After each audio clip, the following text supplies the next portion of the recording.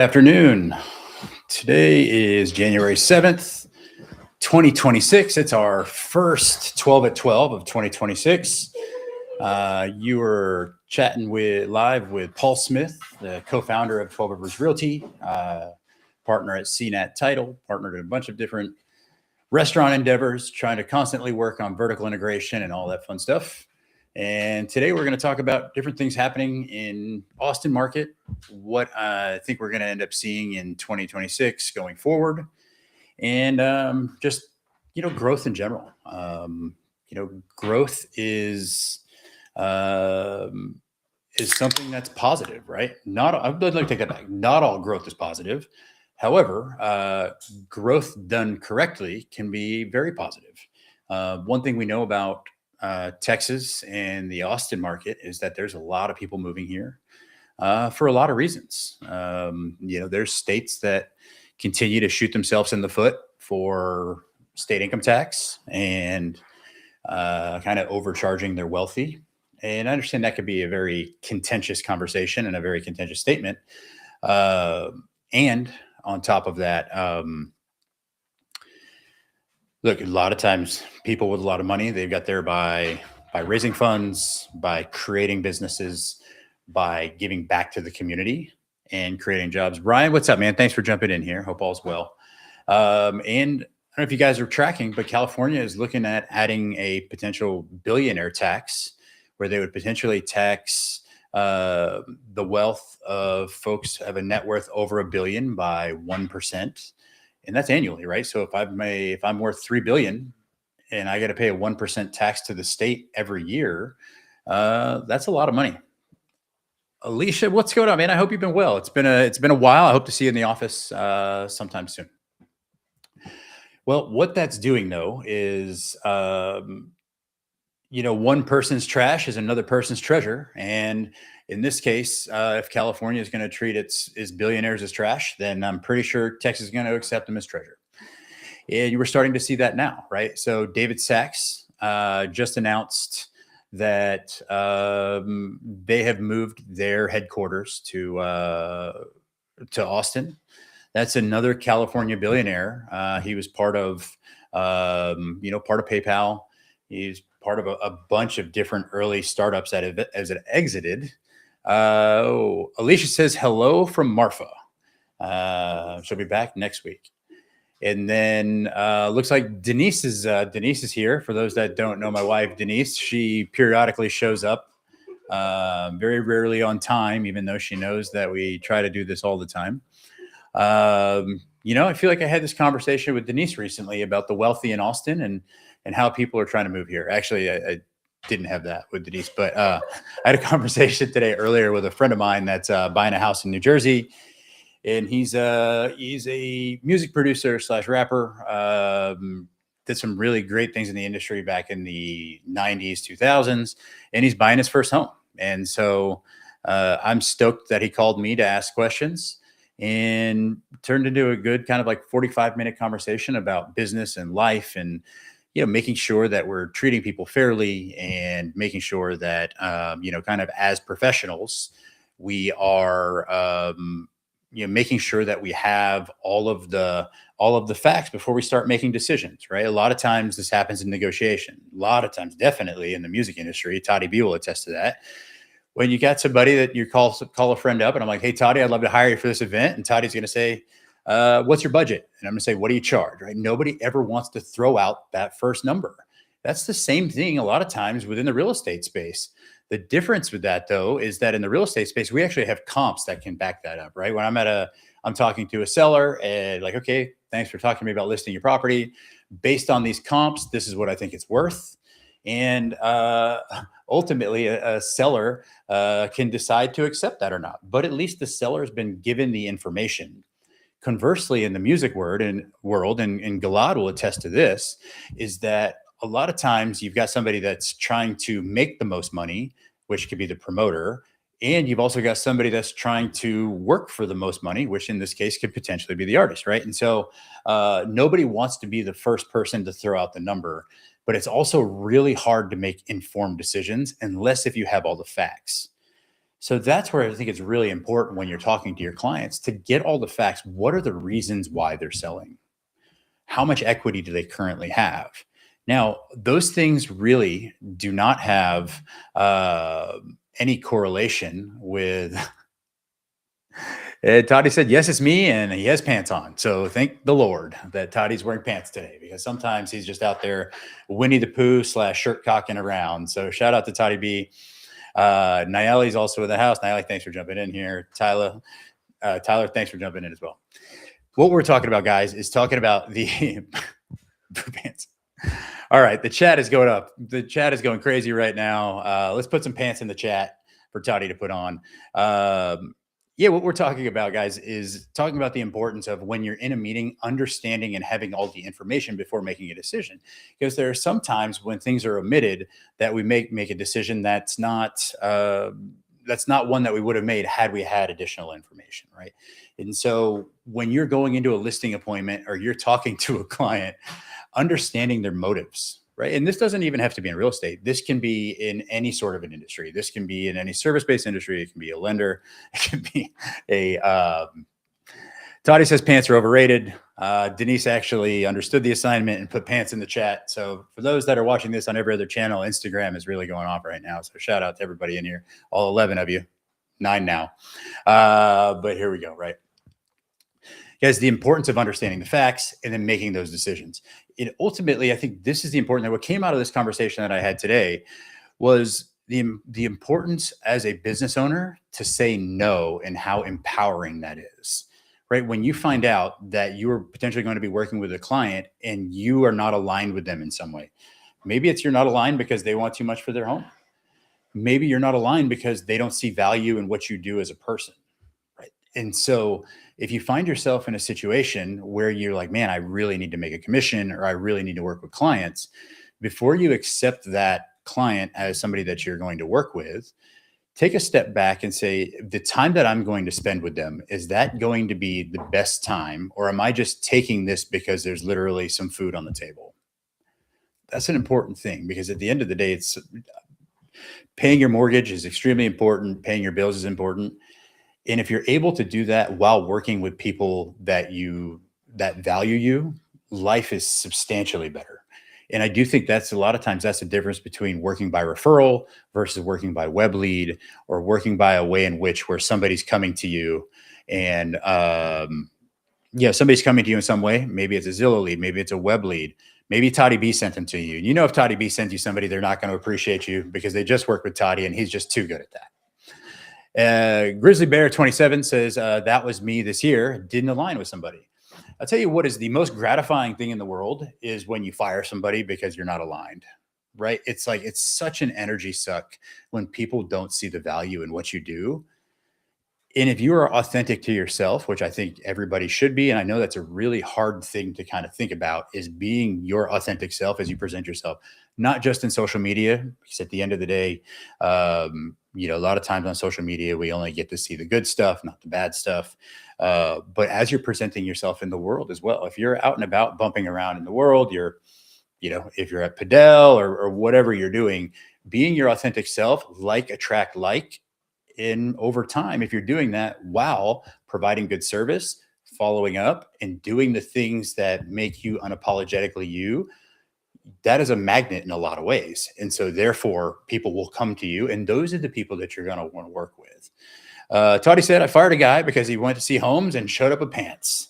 He's a little loser. Well, as we all know, Toddy's part of the No Pants Club. And we love that about Toddy. Absolutely. He's pants off, dance off. Man, you guys are really good at throwing me off topic today. I don't know if you guys saw this, but the ABIA just announced that they are upgrading the airport from 20-something gates to 32 gates. Is now going to be a $5 billion project instead of I think it was a $4 billion project. Man, I feel like that's a little too late. There's times in which where the airport, let's say, and I think Denise had told me this, so shout out to Denise for giving me some information that actually gets used on this podcast. That 70%, 70 to 80% of flights happen before 8 o'clock at AISD. So remember that, by the way, if you're trying to take that first flight out at 5, there's a chance you're going to be in line for a long time. So even if you're able to take a flight a little bit later, but what they're going to do is they're going to add significantly more gates at the expense of the south side of the airport, which is currently an executive airport. It's a private airport, and so that's going to be mimicking essentially what we have now. And there will be an underground kind of beltway system that you can go back and forth to. But that's going to be a $5 billion project. They're saying that it can be done by 2027. If that happens, that would absolutely be amazing that they can do that. Shoddy Toddy said, not 67 billion. Those that don't know, Toddy sold 67 billion last year on his way to being the #1 real estate agent in the world. Ask me how I know. Some say that, AI made it, but it's the absolute truth. He's one of the best at what he does. I'm concerned with that type of an expansion at ABIA, that it's not going to be enough. If we compare Austin to DFW, and where we see Austin and San Antonio going over the course of the next, say, 10, 20 years, I think it's going to feel a lot more like DFW in a lot of ways. And that's because both cities are continuing to expand. I don't know if you guys knew this, but 40% of workers in Austin actually live in San Antonio and North San Antonio, and they commute because the values are significantly less and or more affordable in San Antonio. It's easier to build. Austin has a lot more red tape. And unfortunately, the type of red tape that you have in Austin when it comes to development adds about 8% a year additional cost that you wouldn't have if you were in San Antonio or Dallas, Fort Worth, building there as well. And so that's something that continues to keep the Austin prices up, is because of, supply and demand. And again, it'll be interesting to see what happens over the next 20 years. 20 years from now, I'll be a lot older and probably won't care at that point. But interesting thing is that they're going to double ABIA to 32 gates. It's going to cost about $5 billion. They're saying it's going to be done in the next year and a half. That is super ambitious. We'll see how that goes, but shout out to them. I don't know if you guys saw, but Google has just moved into their building. They'd actually been in their building. It just kind of hit the news. I don't know what podcast I saw that on Instagram, but Google, and I've got clients that work at Google, they actually have been there. They may have just moved in the rest of the building, but they had already taken part of it. And this is the sale building downtown. Somebody was talking to me earlier about the Austin office market and kind of seeing what we have going on there. I think office is going to take a while to recover. Those that don't know, right, as a national average, about 15% of people work from home. Austin, 25 to 30% of people work from home. And so that hurts downtown office space, the amount of people working from home. I always, as a business owner, I prefer to have people in the office for me, because I'm able to go have a chat with them, have a conversation with them, and really start to kind of ideate and come up with ideas as far as growth and whatnot. So I think over the next 5 years, you're going to see a lot more kind of either condos, multifamily, or and I think the third asset and hotels will be announced more so than people announcing office space, until the current downtown office space and the office space in the East Side corridor over off of 78702 will really be gobbled up. Also, if you think about what the Statesman site is going to do, that's going to cannibalize a good amount of the downtown office space, right? It's what's really intriguing about that area is that South Congress, Music Lane specifically, I think is probably one of the most attractive kind of walkable areas in Austin. And the downtown is kind of going away from that a little bit, right? I don't know if you guys saw, but historic 6th Street is completely being revamped. Shout out to Stream Realty on that one. They came through on the low key bought about 70% of 6th Street. Low key, they bought 70% of it, and they're in the process of getting it rezoned. They're also trying to move the arch out, so that way there's not as much kind of homelessness in that area, and trying to have that be a different district than just a bar district. So it'll become more of a like a hotel kind of. Uh, they're thinking more hotel, like boutique kind of shops, restaurants, kind of, but with having tables and bistro type seating on 6th Street versus what you have now. I think once that happens, there'll probably be another draw back to downtown area, specifically east of Congress. But right now it's tough. And it's a really, really tricky situation. And I definitely feel and donate to those that are experiencing homelessness. And I also feel for people that end up having, getting attacked by people that have mental health issues. And so it sucks on both sides. And I don't know the answer to it. But I do see a push for people kind of moving either into the Domain area because it's safe, and or moving to Statesman site specifically because of the walkability to South Congress and everything else. I think that's going to be happening kind of, pretty soon, actually. Wait till you start to see 30 and 40-story buildings on the other side of the river. That's going to be a very kind of crazy moment. And on top of that, you're going to have the new rail line that's going to be going down Riverside. So it's going to cross over at the rowing center on Town Lake and then cut across right there. So you're going to be able to jump on a train, take it north to the Domain, or you're going to be able to take it out to the airport. And those are things that I think Austin desperately needs. And again, I think we're woefully behind. It would have been nice if they added these things 20 years ago. But as they say, the best time to plant a tree was 20 years ago. The second best time is today. So, we can only do what we can do and really try to make decisions based on that. And for me, again, my goal is to look at those decisions, look at the tea leaves, read them, and then tell you the best place to invest.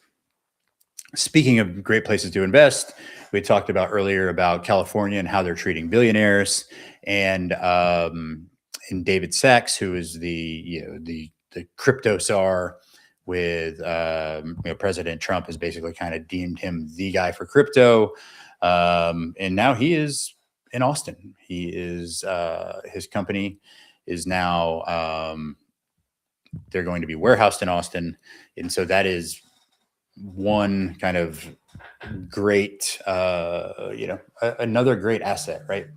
More billionaires, the better as far as money goes, because typically activity will breed activity, money will beget money. And so if that's another VC company coming here, you'll start to see more venture capital coming out of Austin, which means that you'll have more startups. And with more startups, that means that you're going to have more employment. More employment means that there's going to be more ancillary jobs. More ancillary jobs means we need more housing. I think one of the biggest projects right now that we're talking about that's on the horizon. Again, there's two that we talked about a couple weeks ago, of which we're going to talk about Jeff Bezos' Blue Origin. Looks like they have selected Austin. They're looking at sites right now up off of 35 in Williamson County area. I don't think that they have exactly accepted a site yet.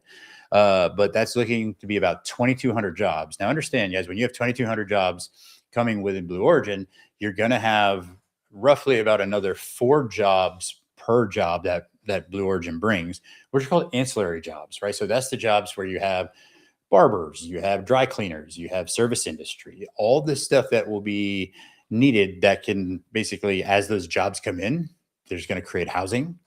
The great thing about that area too is that you're going to have, and I think one of the reasons why they selected that area is, one, Williamson County tends to be a little bit safer. 2, you're able to add new inventory, new housing inventory, and they're willing to give a lot more incentives. Like Hutto is willing to give a lot more incentives right now.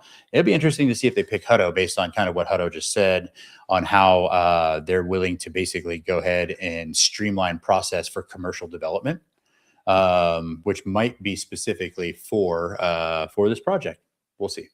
But adding 2,200 jobs up in the Northeast corridor, up along the 183 Williamson County Highway, remember, guys, we have Samsung up there as well, right? They've got the ability to do 250 billion in additional investment in Taylor.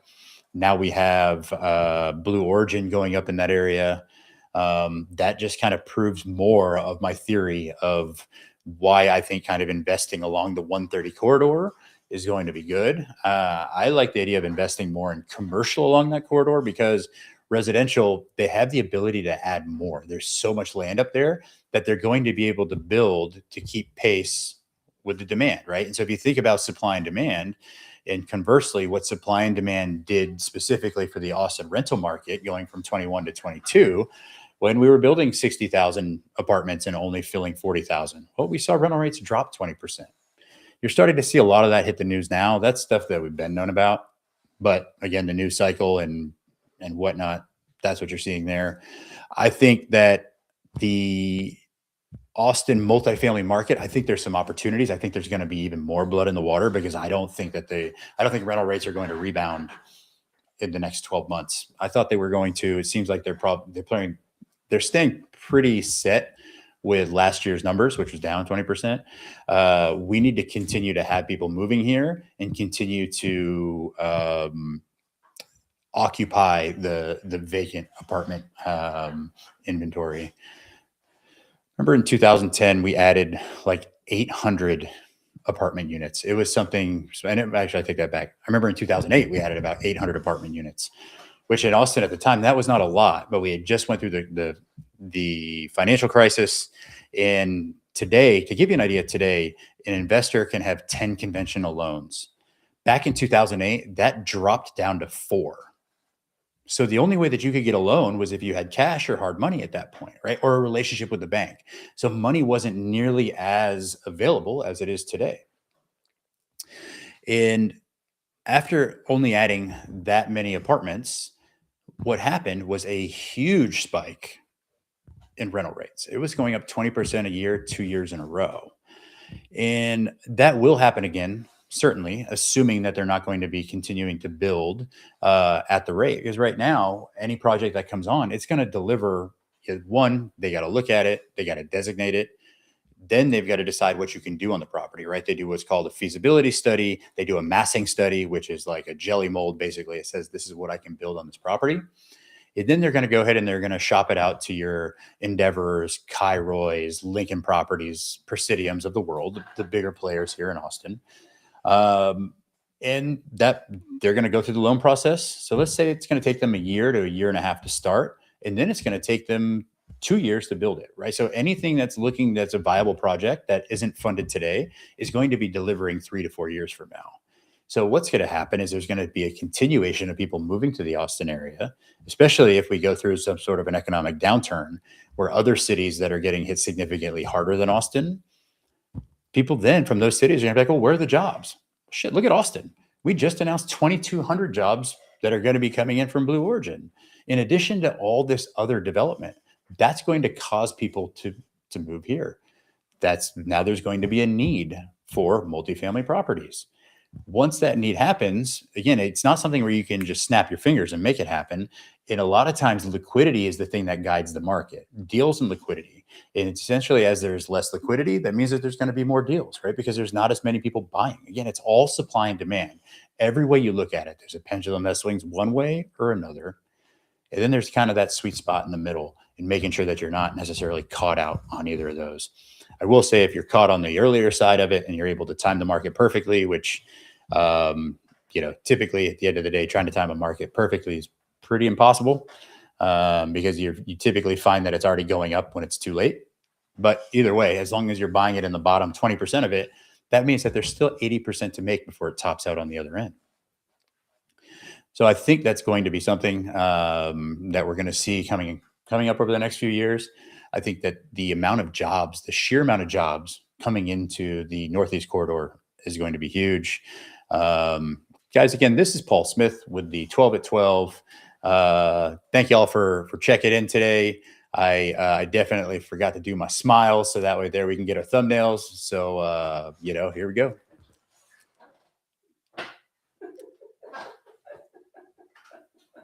Y'all be good. Peace.